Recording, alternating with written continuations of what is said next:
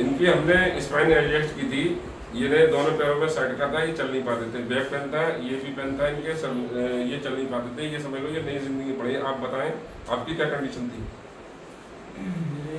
जोर से थोड़ा तकलीफ थी, थोड़ा दूर दूर जलन मस्ती थी, लपकन होती थी, कमर में दर्द। तो अब कैसे हैं? अब तो फायदा है, अल्लाह का शुक्र है। अच्छा अब बिल्कुल ठीक है, बिल्कुल 100%। जी चल फिर लेते हैं बढ़िया तरीके से। चल फिर लेते हैं। अच्छा ठीक है।